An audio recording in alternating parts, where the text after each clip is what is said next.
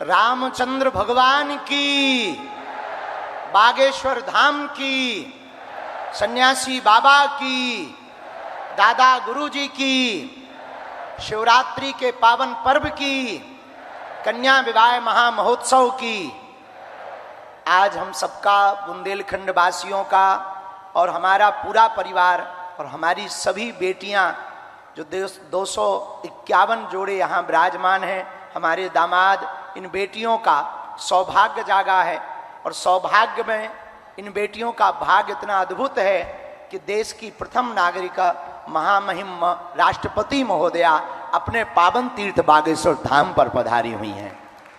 पूरे बुंदेलखंड की तरफ से, बागेश्वर परिवार की तरफ से हम सब जोरदार ताली बजा करके खूब खूब स्वागत करें। जय श्री राम। और इतना ही नहीं, यहाँ महामहिम राष्ट्रपति महोदया तो पहुंची ही हैं, पर अद्भुतता ये है, पुनः में, हम पूर्व में तो नाम लेना भूल ही गए थे जल्दी जल्दी में, लेकिन आज हमको पुनः सौभाग्य मिला और पुनः स्वागत करने का सौभाग्य मिला। इन बेटियों को आशीर्वाद मिल रहा हमारे मध्य प्रदेश के राज्यपाल महोदय श्री मंगू भाई पटेल जी, आपका भी बहुत बहुत स्वागत। और हमारे बड़े ही लाडले, मिलनसार, बड़े प्रिय, सबको लेकर चलने वाले हमारे बड़े ही प्रिय यहाँ के मुख्यमंत्री श्री मोहन यादव जी भी आप पहुँचे। आपका भी बागेश्वर धाम पर स्वागत है। परम पूज्य श्री गीता मनीषी जी महाराज जी, पूज्य श्री ज्ञानानंद जी महाराज जी, जिन्होंने गीता के माध्यम से पूरे विश्व को जोड़ा है, उनकी पावन सानिध्यता है।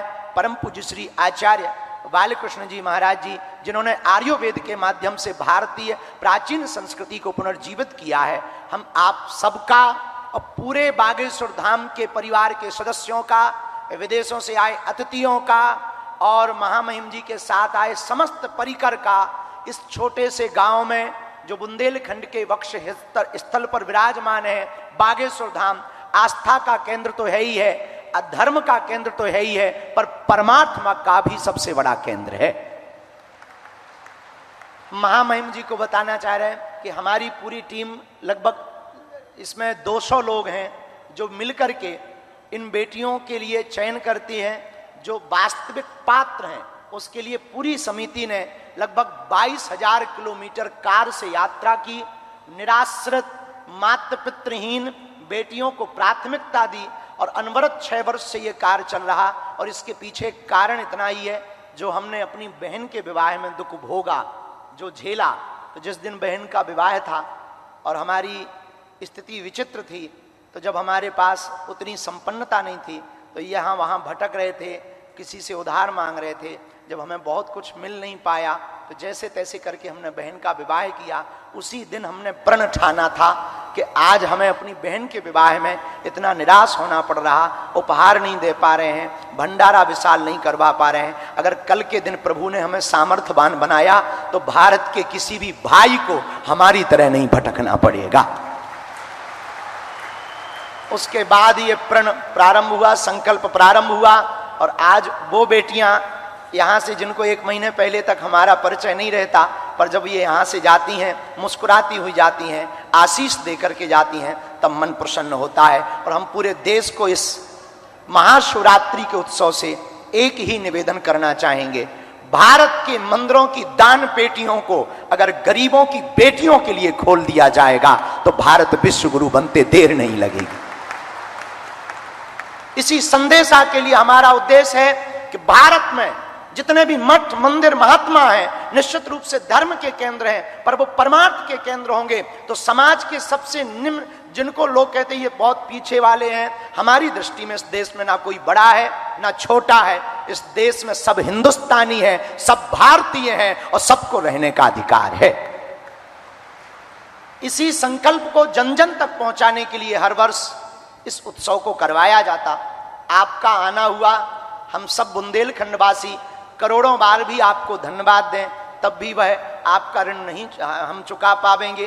क्योंकि इन बेटियों का जिनका कोई नहीं है, ये बेटियां जब घर जाएंगी तो गौरव के साथ कहेंगी कि हम अपने बाप के घर से आए हैं, जहां महामहिम राष्ट्रपति महोदया ने भी हमारे विवाह में आशीर्वाद दिया और बालाजी हमारे पिताजी हैं। ये जीवन भर इस क्षण को भूल नहीं पाएंगे।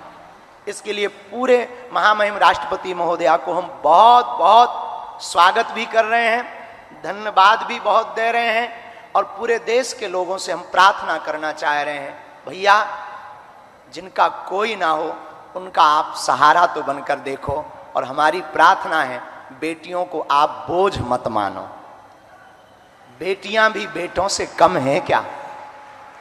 अगर बेटियां बेटों से कम होती तो भैया हमारी बेटियां बड़े बड़े उच्च शिखर पर ना पहुंचती। और यहां तक कि भारत में तो यत्र नार्यस्तु पूज्यन्ते रमन्ते तत्र देवता, यहां देवी रूप में पूजा होती है। हम पूरे विश्व के अन्य देशों में नारी को भोग्या माना जाता, एक अपना भारत है जहां पूज्या माना जाता है। किसी एक घटना के साथ हम बात को विराम की ओर ले जाएंगे। एक दो व्यक्ति बैठे हुए थे, आपस में बात कर रहे थे, तो एक ने कहा, पता है तुम्हें हम बहुत भाग्यशाली हैं। बोले क्यों? बोले हमारे 2 बेटे हैं। तो दूसरे ने कहा, हम तुमसे ज्यादा भाग्यशाली हैं, हमारे घर 3 बेटियां हैं। पर सामने वाले ने कहा कि नहीं नहीं नहीं, जब मुखाग्नि दी जाती है तब बेटे ही काम आते हैं, बेटियां काम नहीं आती हैं। तब तक एक छोटी सी बच्ची पीछे खड़ी हुई थी उस व्यक्ति की, उसने कहा, अंकल अंकल, बेटियां भिखारियों के घर पैदा नहीं होती हैं, बड़े जिगरे वाले के घर पैदा होती हैं। जिनका बड़ा दिल होता है, और वो बाप कितने बड़े दिल का होगा जो 20 साल तक बेटी को पालता है, पोसता है, और बड़े हर्ष के साथ उन बेटियों का कन्यादान कर देता है। हमारा भारत अद्भुत है। इस भारत में बहुत से ऐसे लोग हैं जो निराश्रित हैं, बहुत विचित्र विचित्र परिस्थितियों में जीवन जी रहे हैं। पूरे विश्व के लोगों को और भारत के मंदिरों के आचार्यों को हम हाथ जोड़ करके करबद्ध प्रार्थना करना चाह रहे हैं। इसी संदेशा के लिए यह कार्यक्रम किया जाता है कि हमें प्रत्येक व्यक्ति को यह संकल्पबद्ध होकर के आज जाना है कि मंदिरों की दान पेटियों की राशि को गरीबों की बेटियों में लगाना है।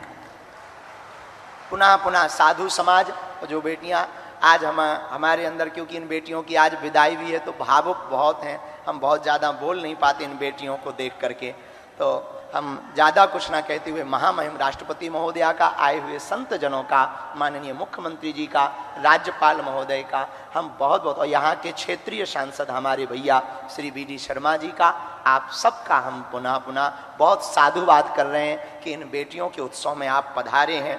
और इन बेटियों को भी हम कह रहे हैं, बेटियों तुम जब घर जाना तो मुस्कुराते हुए कहना, हमारे ब्याह में महामहिम राष्ट्रपति महोदया भी आई थी। इसी क्षण के साथ पूरे धाम परिवार के जन हम सब बहुत जोरदार ताली बजा करके सबका स्वागत करते हैं, सबका स्वागत करते हैं, सबको धन्यवाद देते हैं। जय श्री राम, हर हर हर हर, जय श्री राम।